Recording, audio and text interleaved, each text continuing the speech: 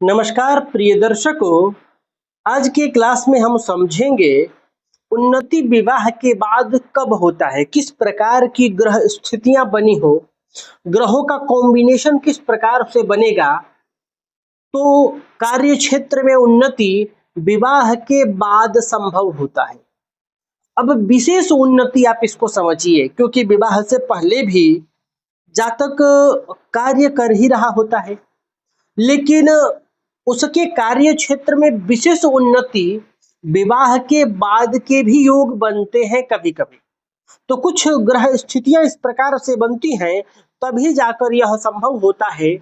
और आपने देखा भी होगा कुछ लोगों का कि विवाह के बाद एकाएक करियर में ग्रोथ हो गया, उन्नति एकाएक हो गया, अच्छा बदलाव हो गया कार्य क्षेत्र में और उनकी प्रगति हो गई। तो आज इसी ग्रह स्थितियों को समझेंगे कि किस प्रकार का कॉम्बिनेशन जन्म कुंडली में बना हो तो ये परिणाम संभव है, इस प्रकार के रिजल्ट संभव है। प्रिय दर्शकों, जन्म कुंडली का जो 10वां भाव है, जो 10वां भाव है, ये हमारे कार्य क्षेत्र का भाव है। और जो जन्म कुंडली का 7वां भाव है, ये दाम्पत्य का भाव है, विवाह का भाव है। यहां से पत्नी का विचार होता है, वैवाहिक जीवन का विचार होता है और यहां से कार्य क्षेत्र का विचार होता है।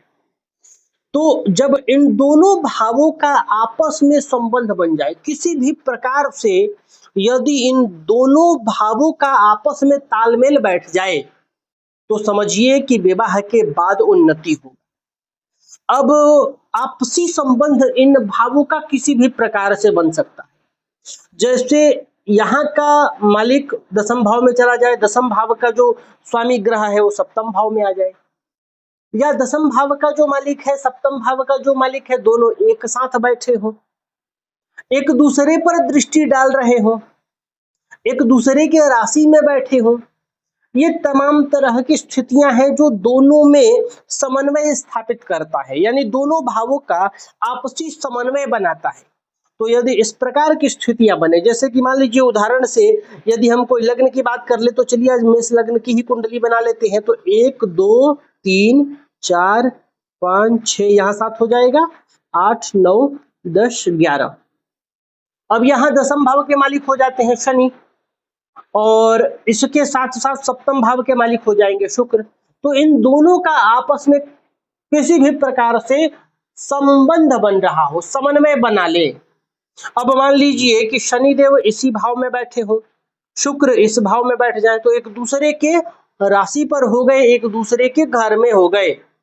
तो इस अवस्था में जातक का जो कार्य क्षेत्र में विशेष उन्नति प्रगति होने वाली है वह विवाह के बाद ही होता है। कार्य क्षेत्र चलता रहता है, ठीक है, लेकिन विशेष उन्नति विवाह के बाद।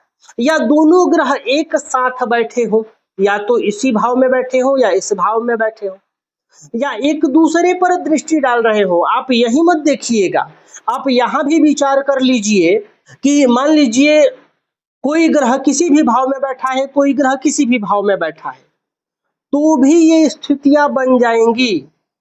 उदाहरण के तौर पे मान लीजिए शनि 8वें भाव में बैठ जाए और शुक्र बैठ जाए दूसरे भाव में, तो यहाँ शुक्र सप्तमेश है और शनि कर्मेश है।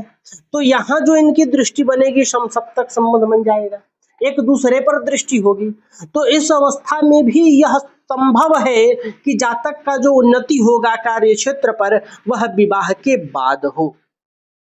तो प्रिय दर्शकों, मैं उम्मीद कर रहा हूं कि यह स्थितियां आप समझे होंगे, ये ग्रह कॉम्बिनेशन आपको समझ में आया होगा। यदि इस प्रकार की ग्रह स्थितियां बन रही हैं तो निश्चित रूप से जातक का जो विशेष उन्नति होता है वह विवाह के बाद देखा गया है। तो आज के लिए बस इतना ही, तब तक के लिए हमें अनुमति दीजिए। नमस्कार।